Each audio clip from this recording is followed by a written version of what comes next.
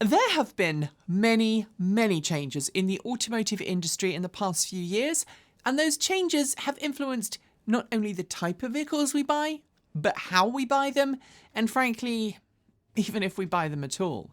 Everything from COVID-19 to ongoing geopolitical instability has affected people's buying decisions, and rising inflation, more than double-digit in some countries, combined with a lack of equivalent rise in wages, has meant that most people are just not able to spend as much money on things as they once did.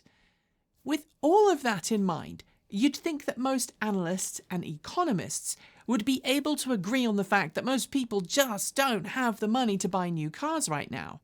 And we'd hope that you would expect the majority of news outlets and organisations to report that fact appropriately. Yet, in the past few months, we've seen increased, fervent reporting suggesting that electric vehicles aren't selling because they're terrible, that electric vehicles aren't wanted by car buyers, and that the electric car bubble has burst. We've even seen people proudly proclaim that recent announcements from many automakers that they are indeed scaling back their EV plans is some form of tacit acknowledgement from the industry that EVs won't ever catch on, or in fact, work. I know.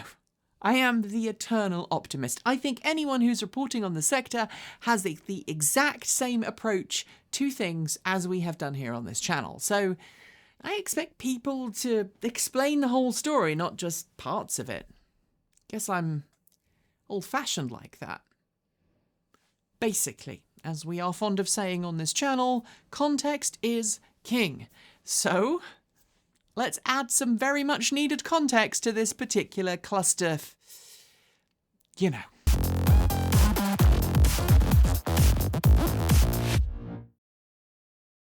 One of the most common comments posted to our channel of late, aside from the daily threats, claims for evil, and so much worse that I can't share, are the ones that come from everyone's least favourite trolls, the ones who use any and every excuse to try and claim that electric vehicles are part of a deep, dark communist plot to overthrow the world government, make everyone gay, take away the guns and brainwash us with... Sorry. Give me a moment. Go to any major city in the US today, and in fact in many markets around the world, and you'll see that there are far more electric vehicles sitting on dealer lots than there were a year ago. But there are also more cars of all types sitting on dealer lots than there were a year ago. But more vehicles sitting on dealer lots doesn't necessarily mean EV sales are dropping, because they really aren't. They're actually growing. It's just that automakers are building more electric cars today than they ever have at any point in history before. The increase in EV availability is outpacing the number of people who are looking to buy one at the current time. That's true, but it's also not because people don't want to buy EVs. It's because EVs, traditionally, are more expensive at the point of purchase, and that, combined with stupidly high interest rates, means that many people just aren't buying. So automakers are starting to do things that are not that good for the EV transition. So I'm going to break this down Barney style. But first, let's deal with the sales volume nonsense that's been doing the rounds. The claim that EV sales are falling. That is completely, demonstrably false. EV sales during Q3 in the US set new records, with 313,000 new electric vehicles hitting the roads of the US during the quarter. Year-to-date data suggests that we are going to surpass 1 million new electric vehicles on the nation's road before the end of November, and EV sales as a whole have increased month on month for the last 3.25 years, basically for nearly as long as COVID-19 has been around. This is very different to total vehicle sales, which spent most of 2020 in the doldrums, experienced a massive spike in sales during the first half of 2021, and then spent the tail end of 2021 and most of 2022 with falling, not growing sales. They only then finally started to grow with double-digit enthusiasm this year. Right now, both electric and overall automotive industry sales are still experiencing positive growth. So why are we now hearing all the news stories about EVs not selling? The primary reason, of course, is the number of cars sitting on dealer lots. EV inventory, that's the amount of unsold electric vehicles anywhere in the system from automakers through to the dealer lots themselves, is up 506% from this time last year. EVs are now taking longer to sell today than they have in the past, sitting on dealer lots an average of 82 days versus 64 days for an internal combustion engine vehicle. And even Tesla, which is now heavily discounting its vehicles as it approaches the end of the quarter and the end of the year, is putting some massive incentives into the deal to encourage people to buy. But hold up, because from 2020 through to 2022, the majority of automakers building electric vehicles faced massive parts shortages that restricted the number of vehicles they could physically make. That, in turn, meant that there were massive waiting lists for new vehicles, electric and non-electric alike, and the vehicles that were made were often priced well above MSRP by dealerships trying to make a quick buck. Everyone, and I do mean everyone, raised their prices as parts supply shortages drove up the price of commonly used components. Some customers who had waited patiently for their new cars during the early part of the pandemic suddenly found the price increases from automakers, combined with price gouging from dealerships, pushed them out of the new EV market. And I'm sure we all remember what that did to second-hand EV prices. It pushed them up a lot. Cars that a year earlier were exchanging hands for half of their original sticker prices were commanding prices on the used car market that were at or more than the MSRP of an equivalent new vehicles. Aha, I hear you say, but Nikki, the average price of new cars has fallen. Why doesn't this mean more EV sales? Ah, yes, that old chestnut. The ATP, average trading price. This lovely graph from Cox Automotive tracks the average trading price of new vehicles from all fuel types through 2012 through to the end of September this year. And it shows, for the first 8 years or so, there's a definite pattern. ATP cycles with the average trading price of vehicles trending upwards for a while and then resetting to a lower price shortly thereafter. On average, prices tend to trend upwards to the end of the year before then resetting early on in the next. Why is this pattern here? Well, it could be a whole slew of different things. People getting holiday bonuses towards the end of the year, people wanting to take advantage of special financing offers around the holidays, and of course, people buying EVs just before the end of the year so that they don't have to wait months and months for their sweet, sweet tax rebate. I'm sure there are plenty of other reasons, and if you have any ideas as to what they might be, leave them in the comments section below. The important thing, though, is that in 2021, while the pattern held, the growth in ATP was dramatically different to previous years. It increased somewhere around $6,500 in a single year, and this year, that trend has actually reversed, with automakers pushing down their prices, not pushing them up. The first reason for this, of course, is the fact that prices of components have fallen, and some automakers have started to reflect that in their pricing. Tesla has put down its prices by a significant amount in the last year, and other automakers have followed, both in terms of EV and non-EV pricing. At the height of the pandemic parts shortage, EVs were priced up and most new cars were selling to people who had been on the waiting list for a year or more.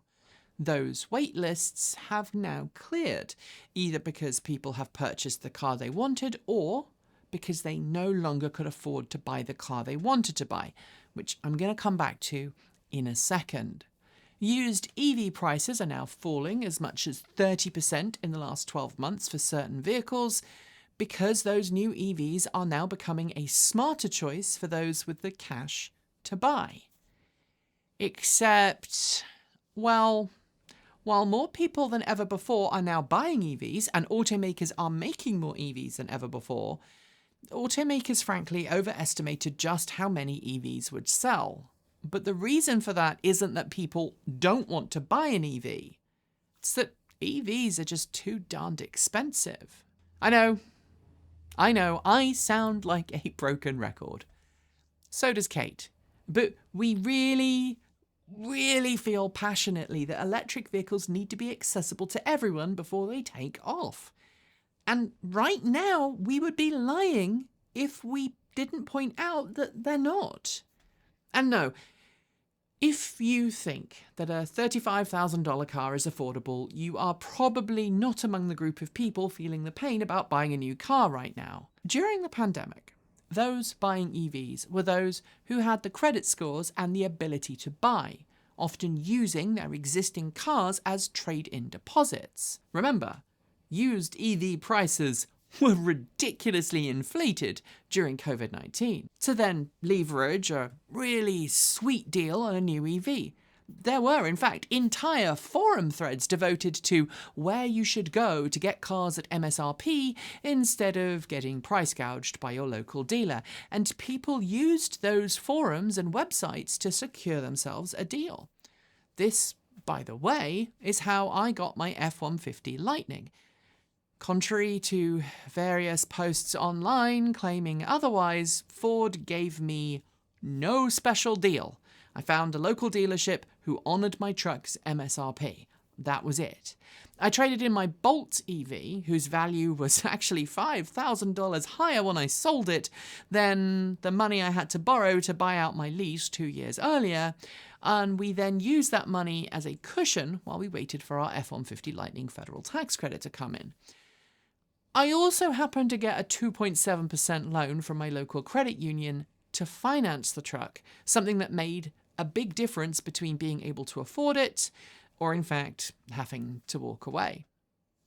For what it's worth, anything above a 3% loan would have been a barrier for us, and the average auto loan today is sitting somewhere close to 7.5% for well-qualified individuals.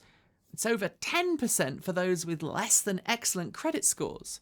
And if you want to know what I mean by less than excellent, I mean people whose credit scores aren't above 800.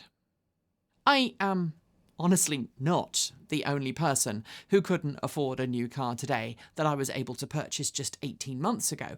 And while there are more electric cars to buy and more people buying them, there are also more people who want to buy them but can't because interest rates.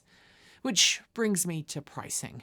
While EVs are patently cheaper to own in the long run if you have access to overnight charging and you don't have to rely on exorbitant public fast charging pricing to fill your car up, they are still more expensive to buy. And while there are more EVs available on dealer lots than ever before, many people who held onto their existing vehicle during the pandemic with the hope of going electric after it are now discovering they simply can't afford to.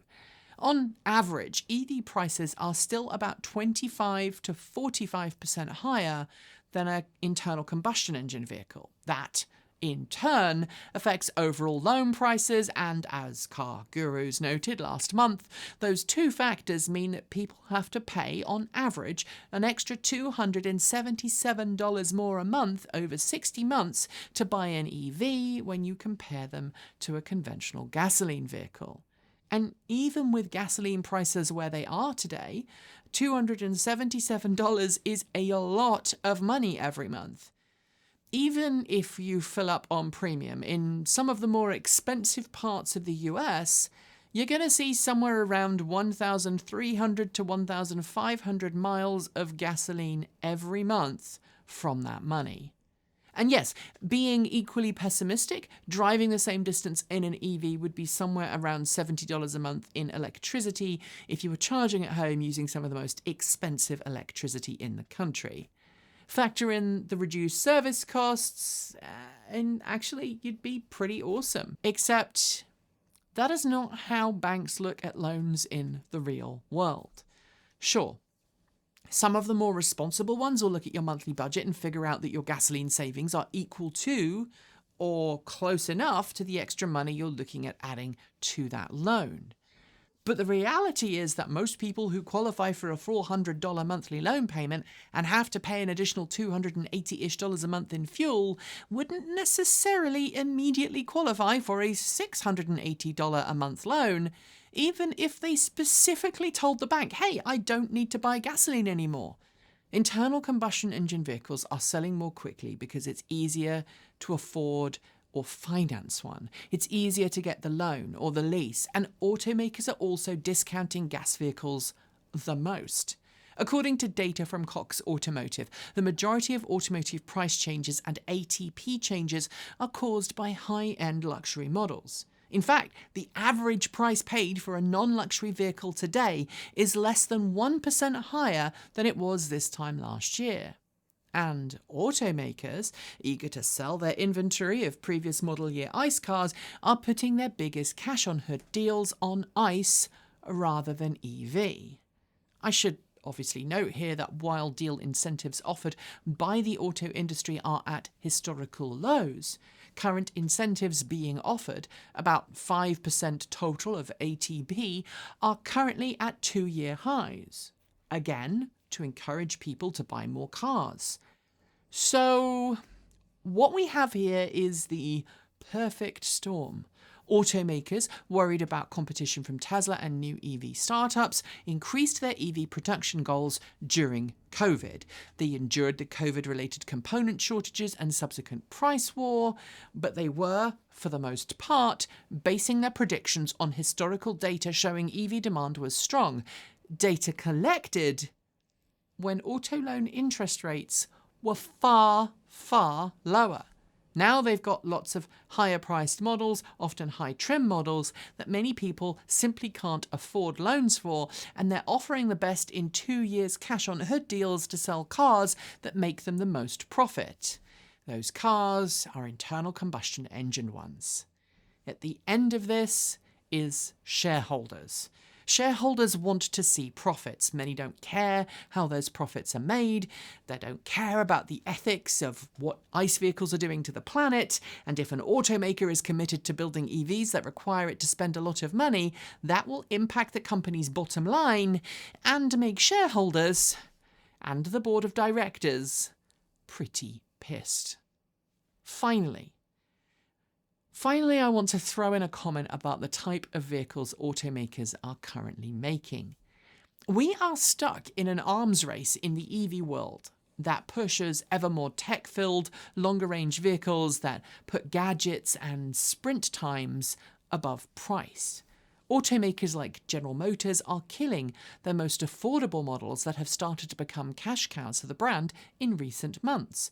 They're doing this in preference for higher spec, more expensive, more costly to produce vehicles that are often larger, models with higher sticker prices that again price entry-level customers out of the market.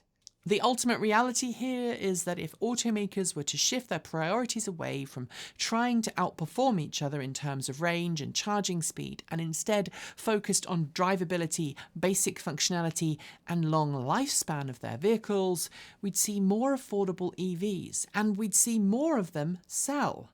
Hyundai and Kia independently just enjoyed their best quarter in terms of US sales. Hyundai beat both GM and Ford in terms of overall EVs sold. The reason, according to Hyundai, is that it's making vehicles that focus on the things that people want in an EV. It's building EVs on 2 main platforms, with the bulk of its models now being based on the eGMP platform, which allows it to reduce sticker prices, benefit from economies of scale, and results in more sales. eGMP also happens to be what we think here is the best EV platform in existence today. It packages a variety of different drivetrain configurations with vehicle-to-load, 800-volt charging, and much more. But it also kind of proves my point. If you make EVs accessible, price competitive, and you encourage the lower end of the market, people will buy. It's personally why I think Ford should have always made its entry-level F-150 Lightning Pro extended range available to the public. They haven't yet. It's also why we all get upset here at the channel when we have to test yet another six-figure EV, and cars that are much more approachable and affordable are very scarce. Look, EV demand isn't dropping. It's just that automakers aren't getting what most buyers really want, and we're all suffering the consequences. Thanks for joining me today, and if you've got any thoughts, make sure you leave them below in our Discord chat room, or you can reach out to us on Mastodon. Thanks to the amazing list of people scrolling by on your screen right now. They are some of the more than 1,500 people who help fund this channel through Patreon and YouTube, helping us cover our bills, pay our team, and making sure that we can remain 100% independent. If you'd like to join them and see your name listed below, just follow the links. There are a range of different tiers you can sign up for from as little as $1 a month, or if you pay yearly, just about $10.08 a year. A huge welcome to our newest supporters: Conrad Young, Neon Frog, Siobhan Greeny, Alan Savage, Scotty, Ray Mario, Jennifer, Nesklova, and the Lord of Chaos. Thanks for becoming part of the TE crew. If you'd like to support us with a one-off donation, you'll find links below to make Ko-fi and Bitcoin donations, and we even have an old-fashioned PO box you can reach us at. The address is also linked below. And if you're in need of some swag, you'll find our swag store also in the down below. We've got some great content coming up, so make sure you're subscribed on PeerTube or YouTube, and we'll see you again soon. We make new videos every Monday, Wednesday, Friday, Saturday, and Sunday. If you want more, the mighty algorithm thinks you'll like this video, but we here also think that this one is well worth a look. See you soon, and as always, keep evolving.